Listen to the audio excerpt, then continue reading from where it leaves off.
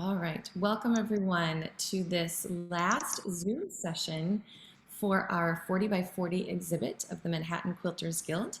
My name is Megan Barrett, and for 8 more days, I am the director of the Iowa Quilt Museum. I had hoped to be able to introduce you to our new director today, but she was not able to join me. Her name is Carissa Heckathorn. She is a transplant to the Midwest from the Pacific Northwest. She lived in Washington State. And I'm just so excited that she is coming on board here at the Iowa Quilt Museum. If you haven't seen it yet, there's an introduction to her on our website and our Facebook page both. And I know that you will be seeing and hearing more from her in the coming months as we continue with online programming, especially as we head into the winter months. But anyway, today we are here to talk to now 4 artists from the Manhattan Quilters Guild. We have Robin Schwalb. Do I say the L, Robin? Yes. I thought so. Kim Svodoba, Daphne Taylor, and Iris Gowen. And we're so happy to have these 4 fabulous artists with us. They're going to tell us a little bit about themselves and the quilts that they have in the exhibit here.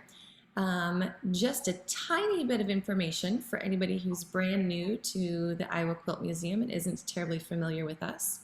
We are located in Winterset, Iowa, which is just southwest of Des Moines a little bit, about 30 minutes. And we have been in existence for 5 years, with the museum opened in 2016 as the vision of a local couple here in Winterset. Who put together a board of directors, secured nonprofit status, recruited a board, and here we are. And for the last 3 months, we've been displaying this fantastic exhibit of contemporary art quilts from the Manhattan Quilters Guild. We change exhibits 4 times a year, and so sometimes we display contemporary exhibits like this. A little bit more often than that, we have historic or traditional quilt styles. And so if you would like to learn more about that, you can find us on our website, which is iowaquiltmuseum.org, and we're on Facebook and Instagram as well. But I'm going to let us get started today. Iris, if it's all right, I think that I will ask you to join me first. And I'd just like to have you tell us a little bit about where you are from and where you're from, and maybe if that's different than where you're joining us today. A little bit about yourself as a quilter and an artist, and your kind of signature style as it relates to this particular exhibit. So the floor is yours, Iris. Thank you. I'm speaking from my sister's house in Seattle. I normally would be in Bangkok, Thailand, where I've been living the last 11 years. And we came for COVID immunizations and then stayed on because Seattle's wonderful in the summer. I was actually born in Minneapolis and early years in Lincoln, Nebraska.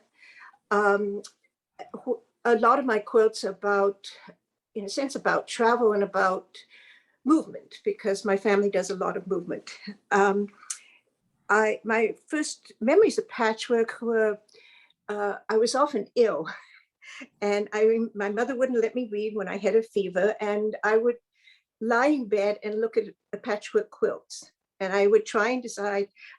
We had some beautiful ones, and I would try and figure out why they put this fabric next to that fabric and how I would do it differently, and it filled a lot of convalescent time.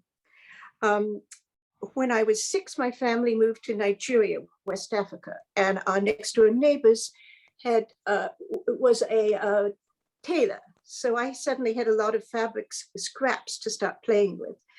But I have sort of 3 major cultural influences for me and for my quilts. My mother is from China. Came to the States in 1947. My father is from New England, and most of my childhood was in West Africa. So my quilts and my designs and my artistic sense is strongly affected by all of those. I didn't make a quilt seriously until I finished high school. In boarding school, I lived with a family who the mother was Norwegian and taught me how to sew seriously, and even more seriously how to use a seam ripper, because before that I was pretty careless. And I sort of made quilts along the side all the way through college and through graduate school, but never have studied art directly, or I don't really have a good sewing background. I'm self-taught in quilting as in other things. We came to New York because my husband started working for UNICEF, and I was very fortunate to be able to join Manhattan Quilters. And his work later took him to Kathmandu, and then to Beijing and Florence, Italy, and then to Bangkok. I've been able to be a long distance member of Manhattan Quilters to their generosity, which has been fundamental to my sense as an artist and as a quilter.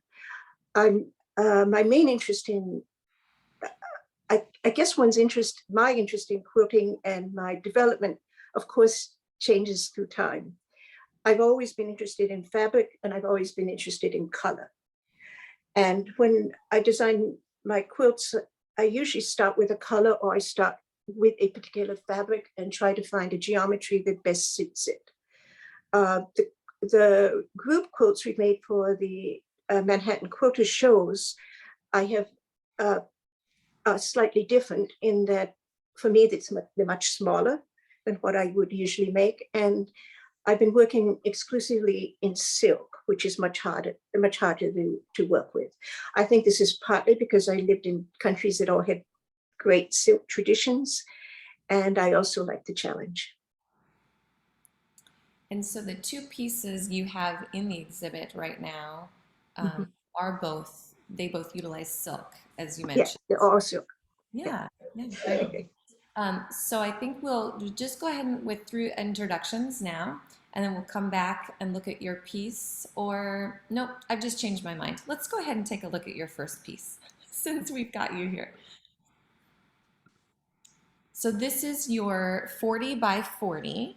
And if anybody is yet unfamiliar with this exhibit, the title is 40 by 40 at 40. And so all of the pieces for this portion are 40 inches by 40 inches, commemorating the 40th anniversary of the Manhattan Quilters Guild. And so this one is titled Terrafirma. What else can you tell us about this, about your piece, Iris? Yes, in this one, I was trying to put in as many colors of silk as I could and still have some control over them. The different sections of it, actually often they reference other quilt shows, other of the Manhattan Quilter. We've had 5 group shows that have traveled. The others were all 36 inches square. And the one in the bottom right-hand corner, for instance, is a quilt, a quilt I made with mountains when we lived in Kathmandu. The purple ones of the baby box floating, that was our first Broadway haiku. And then there's fishes down in the bottom. That's the other quilt that I have on show at Iowa. And then it's otherwise other patterns that I really like. At the time I made this quilt, we were moving house yet again, and this quilt is similar to most of my styles in that I generally work in squares or blocks, blocks. So I work in units, and then sometimes the units go away and stay away for several years and come back and get joined up again. It's an interplay of color, I guess. And I like the challenge of working with silk, in particular in Thailand now I have a lot of iridescent silk, and that kind of color is quite challenging to work with as it changes directionally. I also, with silk, I have to back each piece, and it has a tendency to shred, so it's complicated to work with. And what inspired your name for this quilt, Terrafirma? Terrafirma, well, in general, I feel that nowadays I think of quilts, again, because we're not exactly gypsies, because we move with a lot of stuff, but my family moves a lot and have children live away from us. And I feel that quilts for me now are, in a sense, making a bit of landscape, making a bit of land, making a claim, either metaphorically or actually. And when I make a quilt, I'm making something. I'm making something solid. I think we may have to ask you for your tips on moving because it sounds like you're a professional mover. Um, I've Yeah, moved only twice in my life and I don't care to do it again, actually. I don't recommend it, but it is good for making friends. Sure. And I think probably good for keeping you to only owning the essential things. I wish that were true.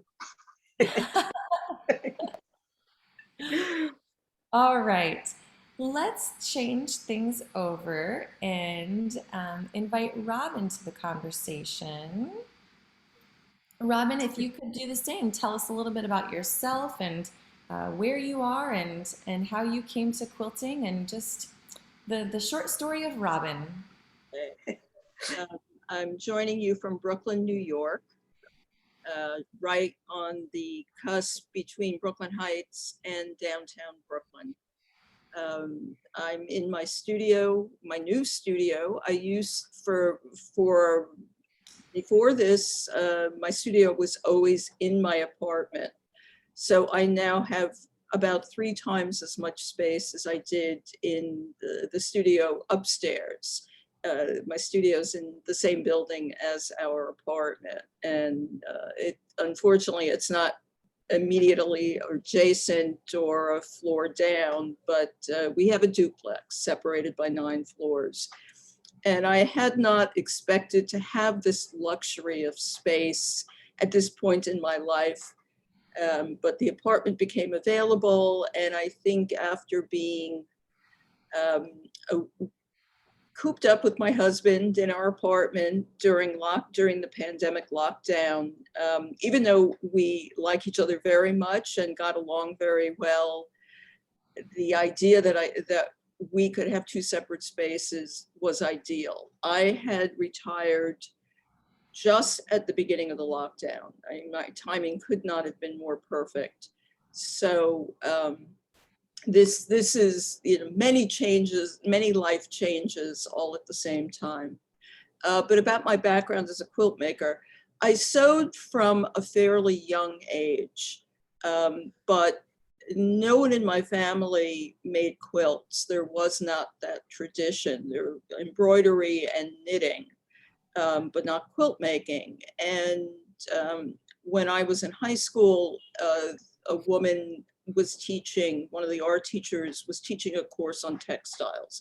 And we did just about everything else except for quilt making, but all kinds of embroidery and weaving, and she was very encouraging. So that really got me going again. And after college, and unlike Iris, I stayed in New York for my entire life. I mean, you can hear I'm from New York.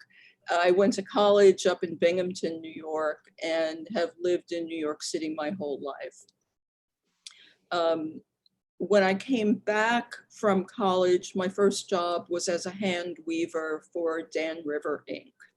So we didn't design the fabrics. They had a whole team that did that, but we sat at little table looms and we followed the chain draft and we wove fabrics, fairly specialized fabrics, double weaves and so forth. So seersucker, and it was kind of fun. But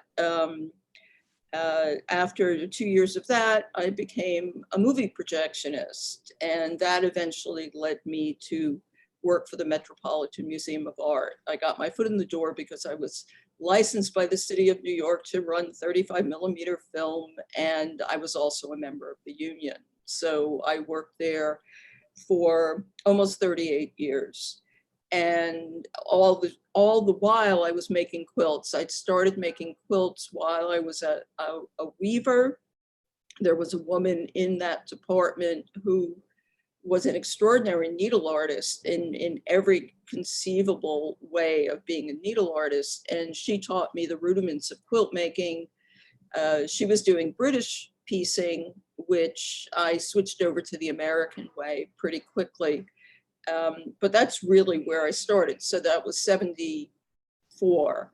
And it took me about 10 years, but at the end of that time, I was really ready to design my own quilts. I loved the traditional, the patchwork patterns. They still are a great source of inspiration to me. But I wanted to do more. I wanted to explore more, but I am very slow. It's a slow medium, and I'm even slower. And as I get older, I'm slower still.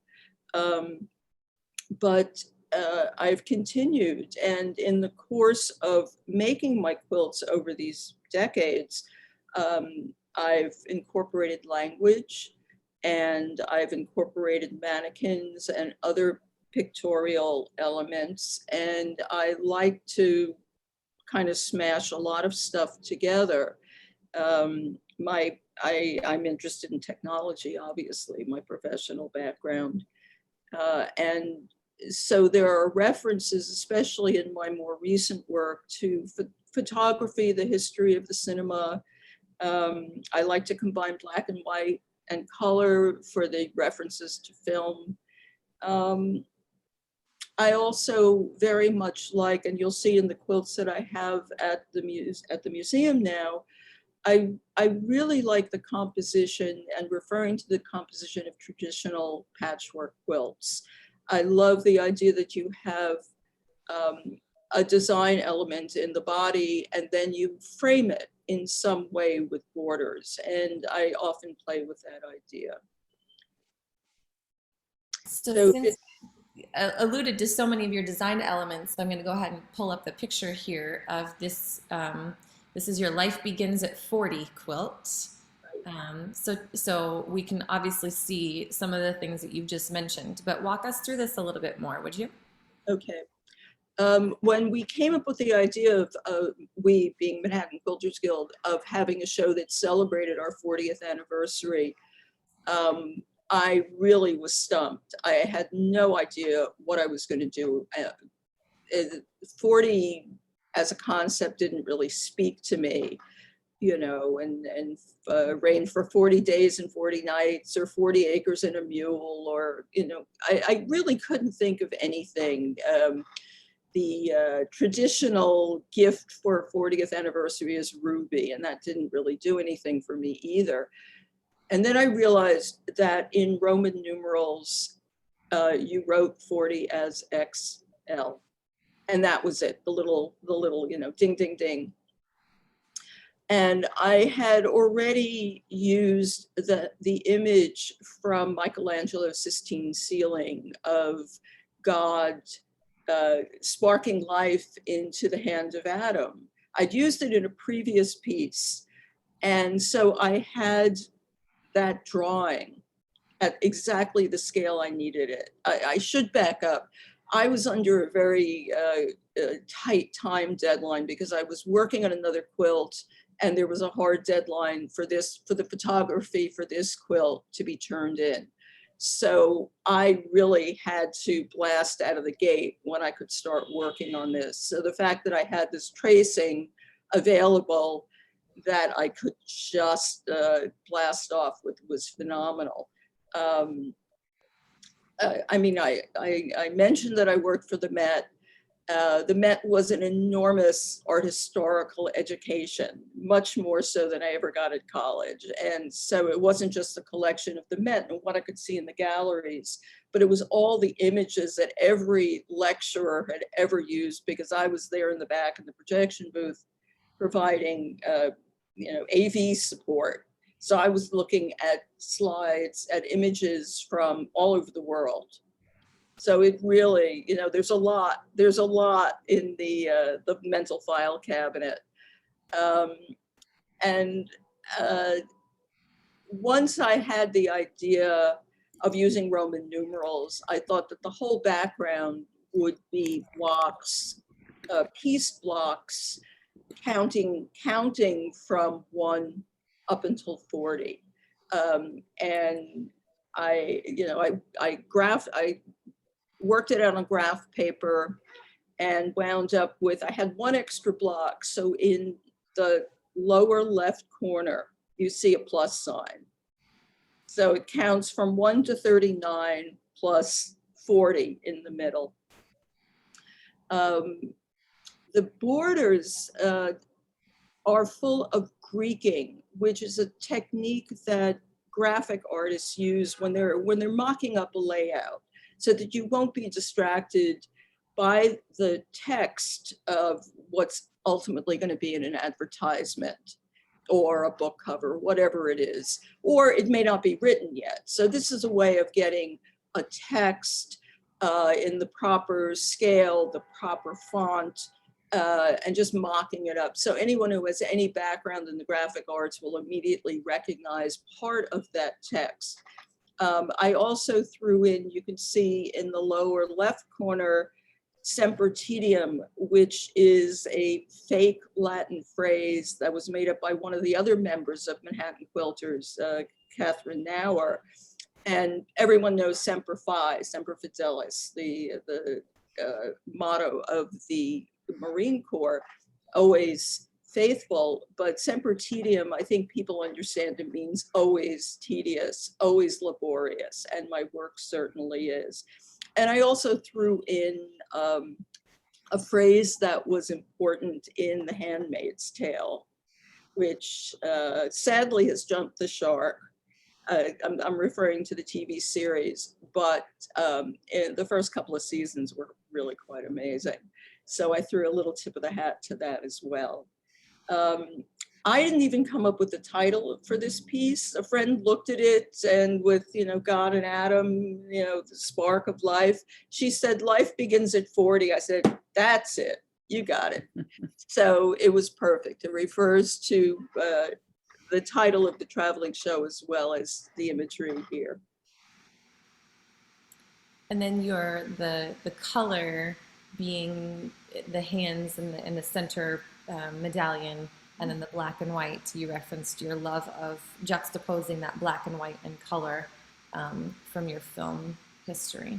Yeah. Yes, absolutely. This may be a function of my being a urban dweller, but I find gray and black and white very rich, very, very rich, and colorful. And it's a nice visual foil for brighter colors. So I like that contrast very much. Wonderful. We are going to come back and see another of Robin's quilts a little bit later, but let's keep going to Daphne Taylor. Same pattern, Daphne. Let's just have you share a little bit about yourself, and then we'll go to your piece and when you're ready to do that. Well, you're finding me in the woods of Maine, mid-coast, down a dirt road. And I moved here full-time about 6 years ago this summer, after 31 years living in Manhattan, where I taught in the visual arts department of a Quaker school called Friends Seminary. And before that, I grew up in the Philadelphia area in a Quaker family, in an intentional community. And so that was a very important influence on my life to begin with. And I also was thrilled and couldn't wait to be a part of New York City, to sort of balance the provincialism, the specialness of my early childhood. I have a formal art background, and this has been fabulous for giving me tools to explore the artist in me, which has been there since I came out of the womb. When it comes to the sewing, I have to say that I came to quilt making at age 39 as I finally found my medium. And it was an incredible transition in my life at age 39, after having been painting, drawing. But I grew up sewing all the time. and sewing and thread and embroidering, troll clothes or whatever was very just a natural language for me. And being who we were, a very simple family, brought up with values of simplicity. We made our own clothes and we used remnants always. I certainly, the artist in me would often get really frustrated because I didn't want to go to the remnant drawer to choose what my skirt was going to be. But I learned to sew that way. And I also went through 4-H, which was, again, a valuable source of community as well as the tools for making. It served me well. I have to say, when I was in art school, that I would put aside a couple weeks a season to make my clothing for the season. And I always would mentally say, I'm not going to worry about my work right now. I'm just going to sew, get the work done. And I was always so amazed. I knew then that why am I so happy in this process of sewing, just sort of singing away endlessly, making my clothing. How can I bring that, why don't I have that in the studio? And at the same time, I always loved drawing. And even as a child, I've just always been drawing and drawing and drawing. And that is an incredibly natural language for me. And I remember my first season out of art school, where my undergraduate was in ceramics. I also spent some time weaving, just puttering and whatever came my way through the different influences that were around me. But I remember being in a small apartment and all I had was embroidery thread and so I was embroidering small still lives and I made them into pins and I would give them out to friends and they were, just little sort of classic, that brooch at your neck. Moving forward, these are all things that working with sewing has always been a part of my entire life. I know clearly when I was in art school that sewing just was not a part of the process. It wasn't making art. Happily, I can say today, I think that has really changed, and it's very exciting to see universities and colleges and art schools really embracing their textile and all the various forms of that as a means for one's creative interests. Anyway, so I always sewed and painted, and I was a plains air painter. I went to, in my formal painting in secondary was influenced by landscape painters, and that's certainly why I'm in Maine also, because they have their own history of landscape painters. So I'd go outside and paint plain air every day. And as the story goes, one day I picked up a bag of someone's life scraps of fabrics along Route 3 here in Maine. And I took them home and you had every vernacular kitchen fabric and whatever. And that was the summer when I just started collaging with it. I'd never made a quilt. I didn't know how. I didn't know any of the the formal processes of it, but I had a lot of fun. And I was going out painting every day, and I realized every day I couldn't wait for the end of the day when the light would change and I could get back to the studio and start mucking around with these fabrics. And that was a big summer for me to say, Daphne, you don't have to paint. You can see what you can find with fabric. And that was a very important that's sort of when I took hold of who I am as an individual. And ever since then, I have taken upon myself to, it's the first medium where I was reading everything I could about quilts. I was taking every workshop I could technically to add to the really fine background I had in dressmaking. and including coming to the Manhattan Quilters Guild, which all of the people in there have been very, very influential and inspirational to helping me move forward with my own work. And I am forever grateful for this contact, and particularly the now that we're able to Zoom every week, that I continue to have that since I'm no longer in New York City for the once meetings. So here you have the piece that I put into my work, into the show. All of my work is really, they're meditations, and I have a strong spiritual practice. I have yoga. I do a lot of yoga. I do a lot of studying just for my own self-interest. It's something I also draw and paint every day. And so my drawing and painting is plain air still from life, observation, my perception. And so all of these feed into how I am going to address my quilt work. Image-wise, my quilt work, particularly from the beginning, focused on how do you strip away and work with simplicity, because that was a value that I treasured growing up. And with simplicity, you get to the heart of the matter. And in my own practices, all of my work with the quilt, I chose that these really are meditations, hoping that someone can stand in front of them and to be pulled in under their own divine spirit, or whatever you want to call it, just to sit quietly and have that sort of yes moment.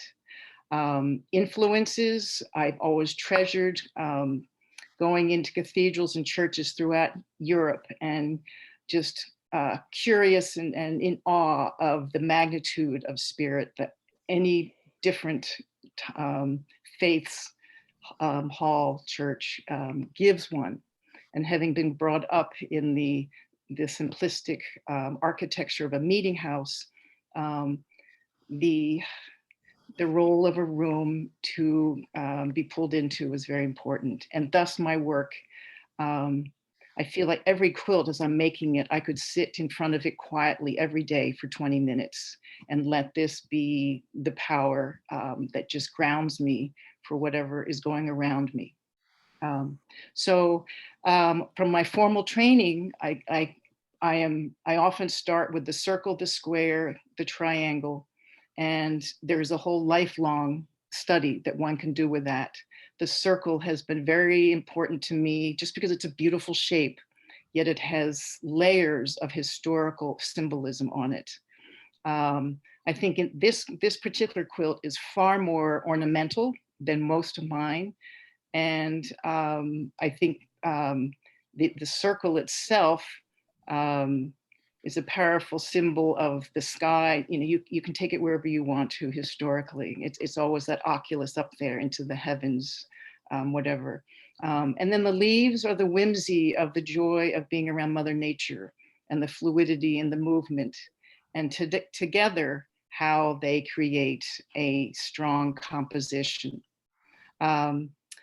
Embroidery became has become a big part of my work, and it's almost letting go. It was the letting go of the piecing in my work.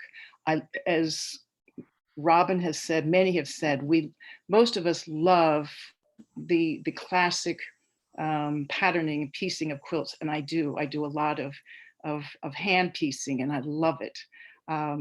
But for my art quilts, where there's greater struggle, good struggle, is in working with imagery that asks me to work with more drawing.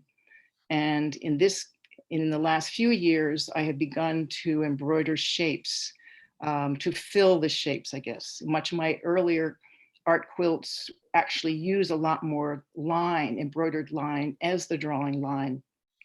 And early lines were taken out of the landscapes of my drawing books, sketchbooks. At this point, as you can see, this circle is totally filled with one simple stitch over and over. And so that repetition, again, is a meditation. All of these things are very calming for me. Whether I need that or not, it's what certainly has driven me to be able to create a lifetime of curiosity with making a quilt, and it's endless for me. Choosing white, most of my work are very white or umbers. I love umbers. Umbers are my favorite palette, as Robin spoke about the beauty and color richness in whites, grays, and blacks. I find that with the world of umbers. And certainly I'm always studying nature because of the rich, endless possibilities of umbers. White has been a very important, because when you work with white, people are much more able to look at it, to begin going into studying it, not as a quilt, but often that they look more as a drawing. And it's just, for me, it's a truism.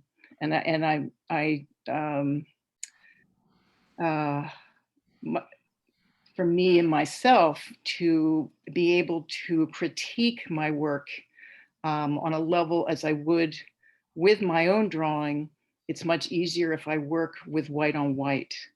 And even in my other pieces, you'll find that there's rarely much more than 3 tones, because it keeps it closer to me being able to work with the vocabulary that I would speak with a drawing on the wall.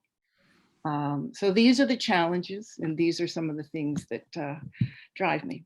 So. Thank you. And we have another piece of Daphne's that we'll see. This is a series of quilts. Am I correct, Daphne? Your quilt Yes, drawing series. Mm-hmm. Yeah. Yeah. So both of the pieces we have are from this quilt drawing series. Wonderful, wonderful. Kim, your turn. Okay, hello. Kim Svoboda. Am I saying that correctly? Yes, Svoboda. All right, good. Tell us about yourself, Kim. Okay, great. Well, I live in New York City. I live right in Manhattan, but I'm currently right now at my brother's house in Gorham, Maine. So, hi, Daphne. Good to be in Maine with you. A little hot today. Yes, it is. I'm probably, of this group, I'm probably the newest. I think I'm the newest member of the Manhattan Quilters Guild. And I was so excited when I was invited to present my work to the Manhattan Quilters Guild and invited in. I'm originally from Wisconsin. I never learned to sew. No one in my family sewed. My mother did knit. My grandmother taught me how to embroider, but I never learned how to sew. I've always been an artist. I've considered myself an artist. And in the mid 1970s, I found myself as a single mother with 3 children and going to college. And I said, well, I'm going to study art. I might never get to use art, but I'm going to get a degree in art. I'm going to study what I want to study in college. So I graduated from college with a degree in art, and worked in printmaking, and my background was in printmaking, typography. I ended up working in commercial advertising. And I always wanted to go to a big city. So eventually I went to Philadelphia and raised my children in Philadelphia. And in 34 years ago, I got to New York City, and I've been in New York City ever since then.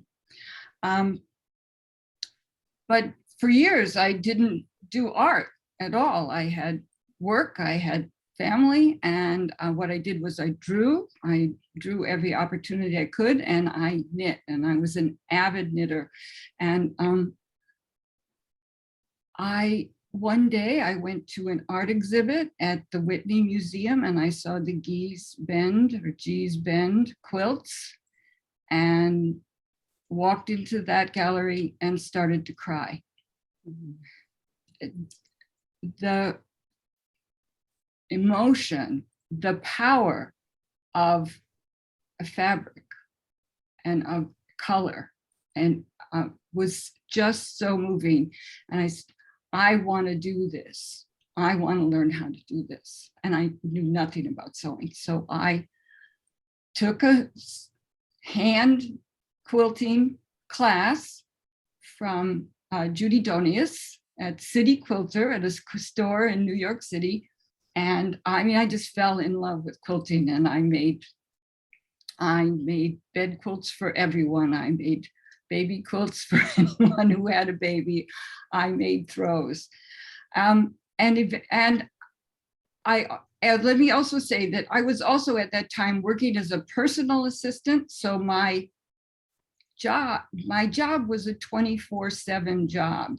So how I got to do art was that I would go on retreats. I would go, any opportunity that I could study, I would study. I went to quilting by the lake.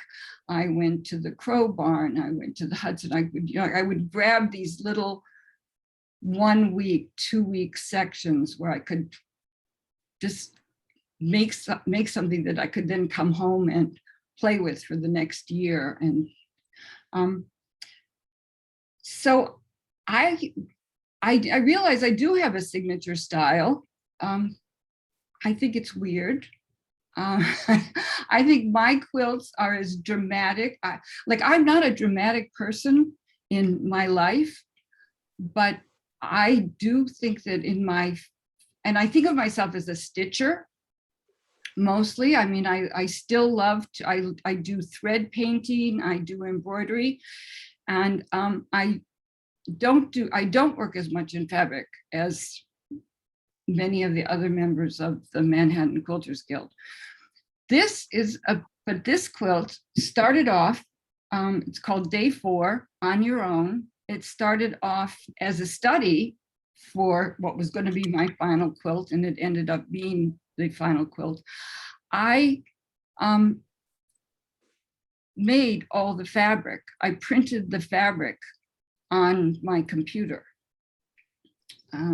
I manipulated photographs and then printed them on cotton or linen or silk, and I just started putting them together. So I work improvisationally.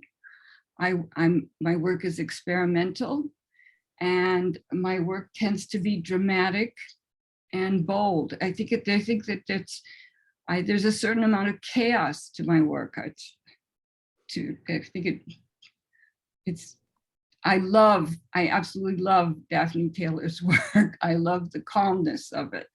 I love, but this is my work, and it's like, as much as I try to calm it down, it doesn't. So I've studied with lots of folks. And go ahead, you were going to ask a question, please. So it's titled Day 4 On Your Own. Tell us how you arrived at that. I've read the description, but what's the significance of that title? Well, what I was going to say is, like, I just love learning from people. I love learning. So I've taken classes from, Dorothy Caldwell and Ellen Noble and Claire Ben and Nancy Crow and Kurt Grabowski. Like, every opportunity I would study. And there's this moment when in a class, like, okay, you've learned these techniques, go do something with it. Or I've gone on tours. I love to travel. I've gone to China, and I've gone to Australia, and I've gone, reminds me of Venice. I've gone to the Biennale several times. And you go on a tour, and you're kind of introduced to these areas. And then it's like Day 4, you have a day on your own. So this is kind of like, okay, you've got, now you know your footing, kind of like know where A is and where B is, go where you want to go. So that's what this piece is about. On your own, you know how to print fabric. What are you going to do with it? you know how to embroider. What are you going to do with it? You know how to dye. There's some hand dyed fabrics in there. So that's what the meaning of this is. So Kim, I have to tell you a little anecdote. I think one of the harder populations for us to engage here at the museum is children when they come in, and maybe especially so with a contemporary art quilts exhibit. And so we have this little activity that we do where we have tiny little portions, microcosms of the quilts, and they go through and they try to find them and check them off. I had 5 little girls who came in with their grandmother last week. And they all went and they did their scavenger hunt and they were delighted and they ran it right back to me. And I could tell Grandma wasn't quite done looking. So I said, now go back and find your favorite quilt and come and tell me about it. And typically they choose ones that are pink or, you know, they can kind of get their heads wrapped around it. And this was the favorite quilt of a little girl and she was probably 8. And I thought that was very, she has very good taste because she saw Great. she was able to see and appreciate the kind of abstract nature of this because it is a little bit abstract as opposed to Right. my own daughter, for instance. She wants every quilt exhibit to be traditional patchwork where everything is orderly and neat and patterned, and she has a really hard time with the abstract. So Right. Yeah. No. I love those traditional patchworks too. well, and you know, and it's the grounds, it's the basis in which the whole art form has grown from.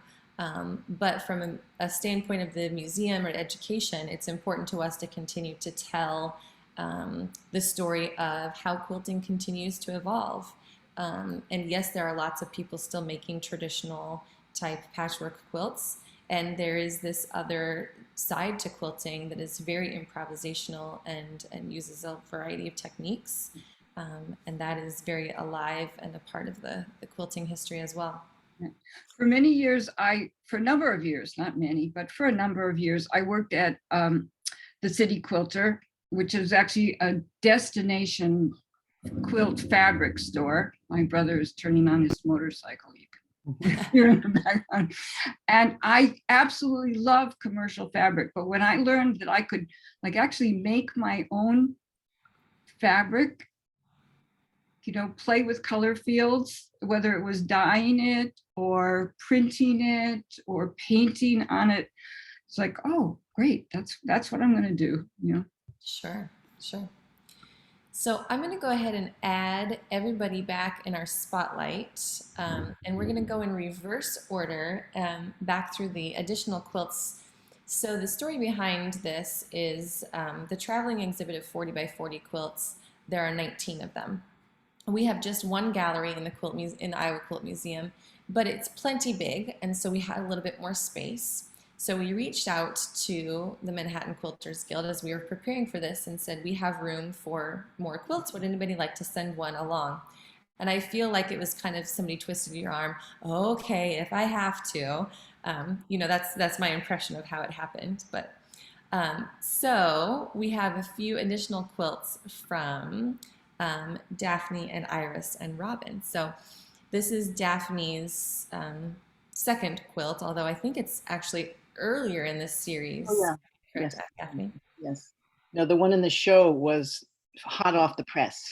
Of course, everything that's Yes. extra has to be Yes. earlier because these are your most latest works. Yes. Well, again, you can see the simplicity of shape, the choice of shapes that one builds on as much as you want to. And here the circle and taking a rectangle, but transforming it a little with soft edges. And the gold speaks of light. It speaks of a crack, a sliver, if one wants to. And for me, again, the circle has always just been a very beautiful shape. And there was a balance that I appreciated as far as a grounding composition. Nothing profound about that. Just, I mean, a lot of my work often is just really pushing very simple shapes into a grounding composition and what choice colors and fabrics develop it.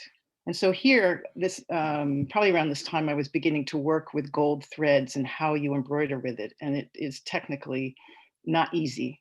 And so I believe this was one of the early pieces where I was painting in, so to speak, a shape with the gold. The cloth is wool. It's exquisite suiting, a piece of a remnant that I got from a stash that had been donated. And I just loved it. And it really, I couldn't wait to the time that it would become a quilt piece. And you can see the quilting here is hand quilted and keeping that very simple and linear. And then again, so much of this is just sheer design, but creating beauty and sort of a meditative experience. The two reds, top and bottom, ground you. And I felt it needed nothing more. And really that is so often in my work. I mean, right now I'm struggling immensely with a piece on the wall that the Guild knows a couple of weeks ago. And I tear my hair out to figure out how to reach this point where everything has been said with very little. And I feel that this piece did that. So how's that? That's lovely. One of my favorite parts about this piece is right here, and I don't think you can see it well in the photograph, Yes. but right here towards the top of the line figure, you change the direction of your quilting or your embroidery stitch. And so there's actually a circle that you can see there because the direction changes on the embroidery stitch. These are all sort of guardian pulses of light. Yeah, Light and darkness is a big part of my work. sure. Yeah. Uh-oh.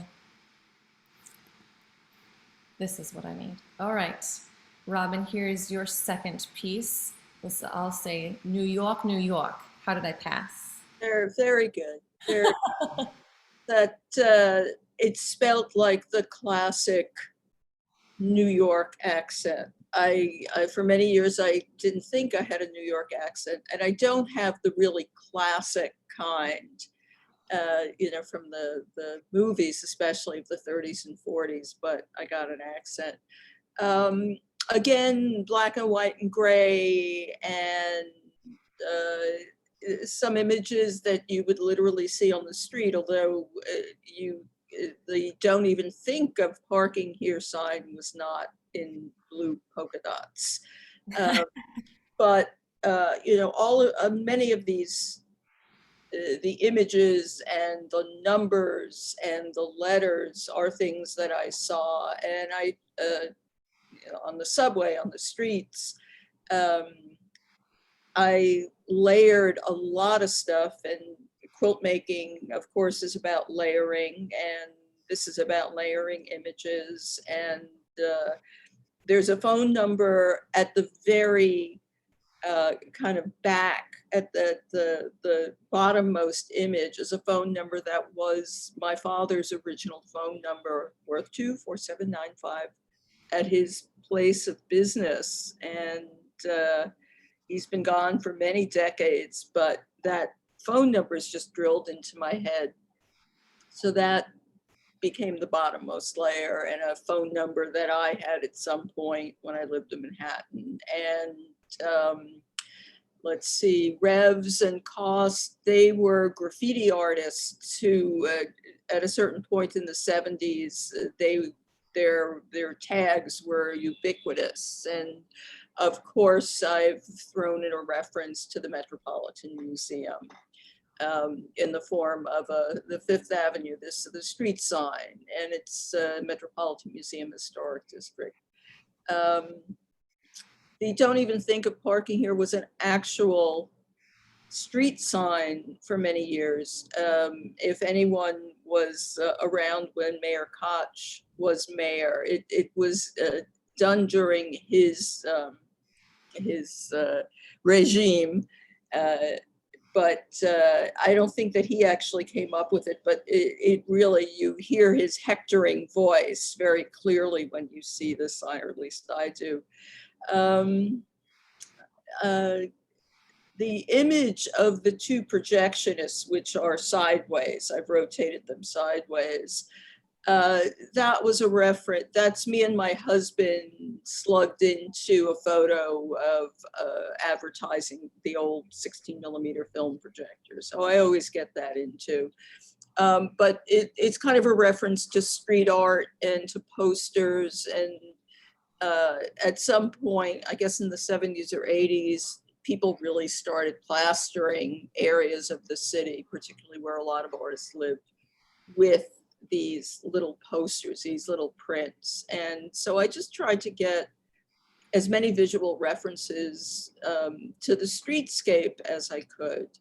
And the quote in the border is from E.B. White's Here is New York, which is absolutely the classic essay describing New York City, analyzing, describing, and it really, I find it the whole book is very moving, but this in particular, finding the perfect quote of the perfect length, and finding a typeface that will work with it. In this case, I think it's American typewriter, because I could see, I could really imagine him sitting at his typewriter in the New Yorker offices, tapping away.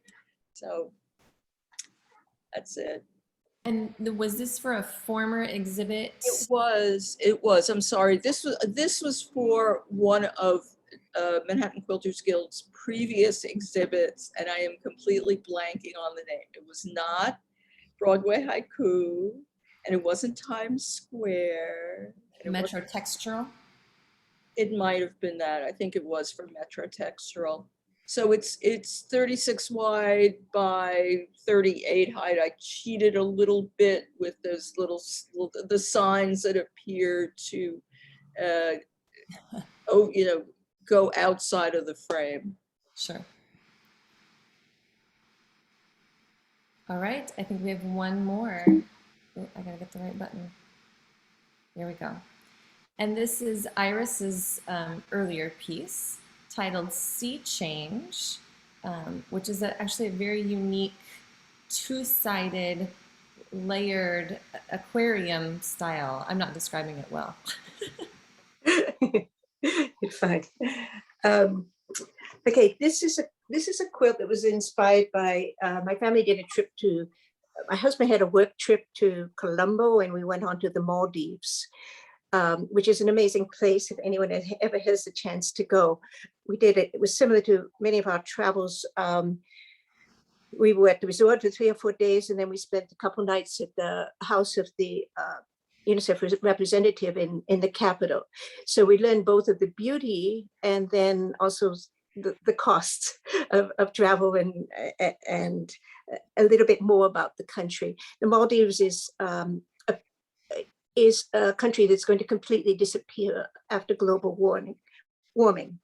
It is utterly amazing to visit because of the sea and because of the fish and you can snorkel by wading into the water. The fish come right up to you, and it's so I was trying to capture that energy and awareness with the silk strip piecing, and the panels of the fish are actually, you can see through them, they're transparent.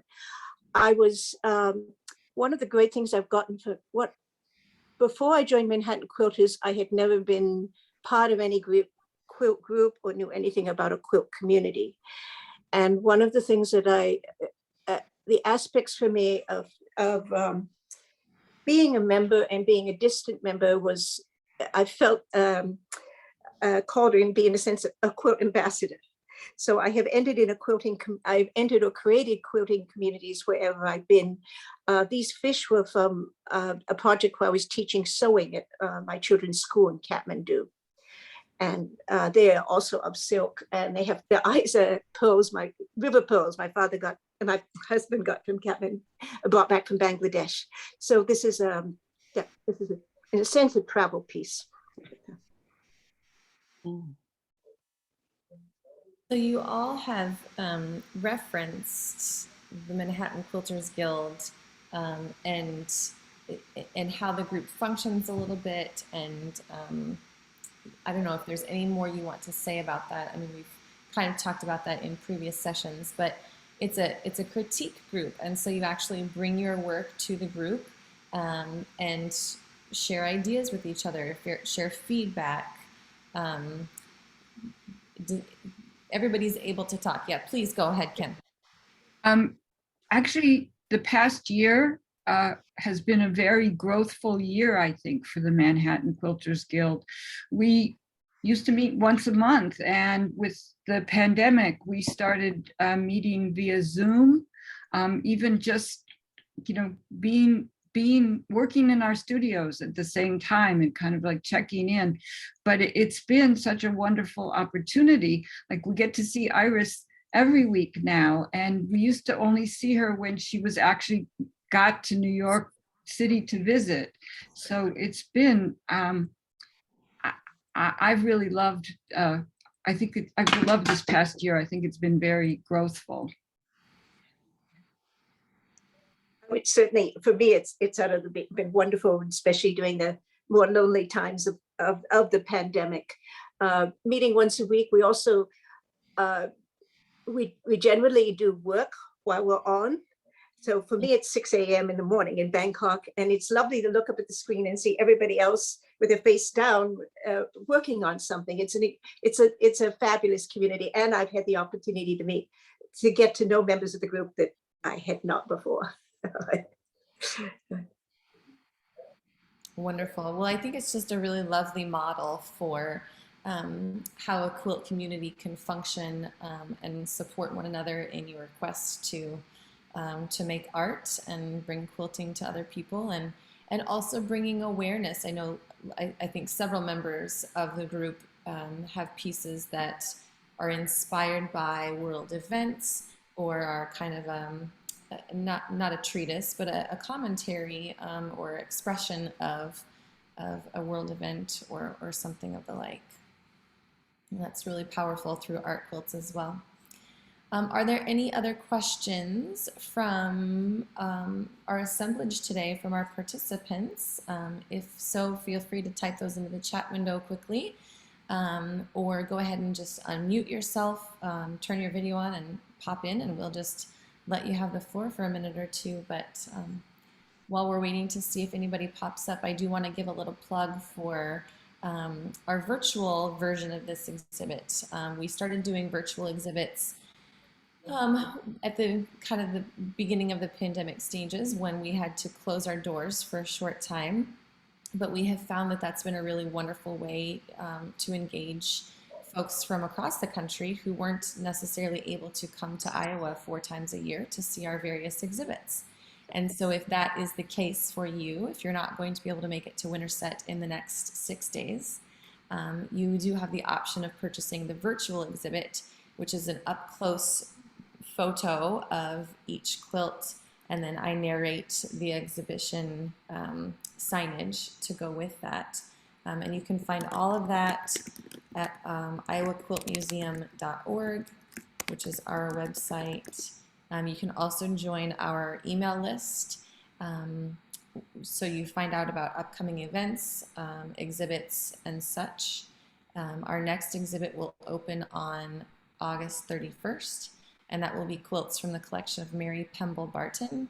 Mary was an Iowan who was a conservator and collector of quilts. She also made quilts as well, and left a staggering collection of quilts and fabric samples and to the State Historical Museum of Iowa. She was inducted into the Quilters Hall of Fame in 1984 and passed away in 2003. And to our knowledge, this is the first time there's been a large-scale exhibition of her collections. So we're very excited about that. I do see a question in the chat window regarding challenges. Does your group do challenges? And if so, how is that determined?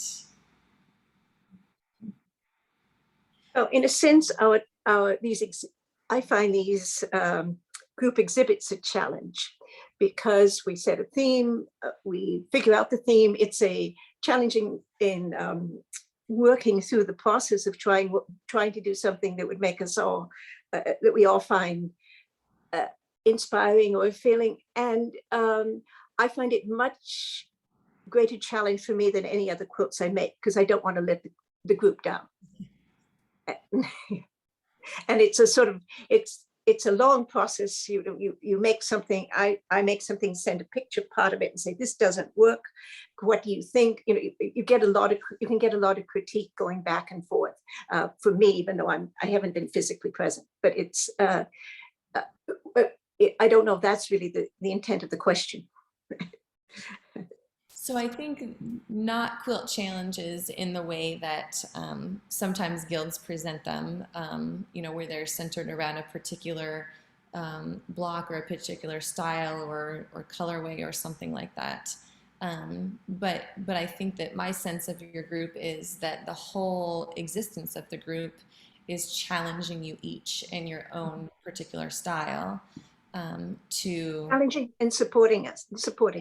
Sure. That's a really wonderful thing. I've seen the group evolve. When I left New York, it was the art quilt, which was 25 years ago. The art quilt movement was much less defined, and I think people were more anxious about it.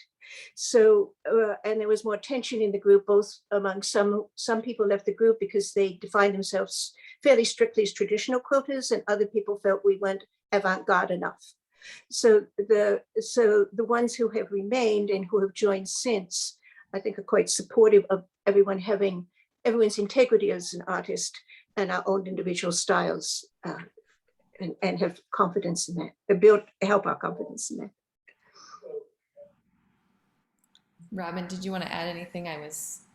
Yeah. So, I think the way you explained the difference between the conventional challenge that quilt guilds do and what Manhattan Quilters Guild does is very right on. And also to second what Iris said, because we each have such a distinct style, a very individual and unique style, it's been very hard over the years, particularly at the beginning. I mean, I think we talked about the theme for our very first show, traveling exhibit, for 2 years before we settled on a title and a theme, which often are pretty much the same thing. We've gotten a little bit faster over the years, but since the group really does work by consensus, it can be a lengthy discussion. It has to be something that's flexible enough to allow each of us to work in our individual way, in some meaningful way.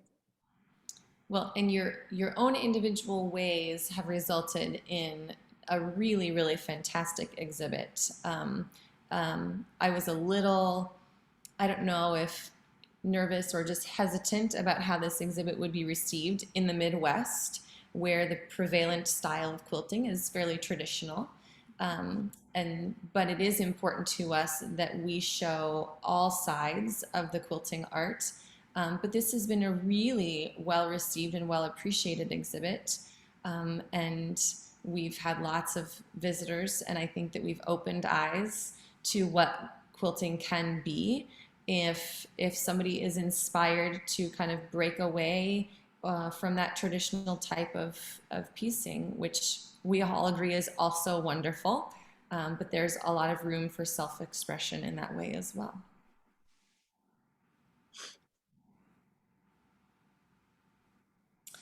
So I'm just reading one more thing in the Right, from my brother. We shall commence with no quilting challenge before its time. Manhattan Quilters Guild. It's so true. It's so true. I'm absolutely delighted to hear that the show has been well received by perhaps surprising the audience. You know, they may have gone in thinking, what's all this fuss about? Right. But the so much of our techniques are rooted in the tradition.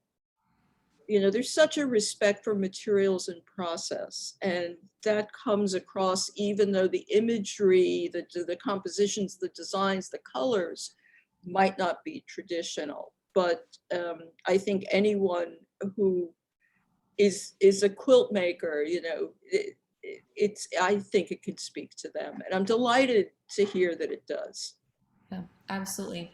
So can any of you just inform our audience today where the exhibit is headed next? If it's somewhere in Pennsylvania, but I'm not terribly familiar.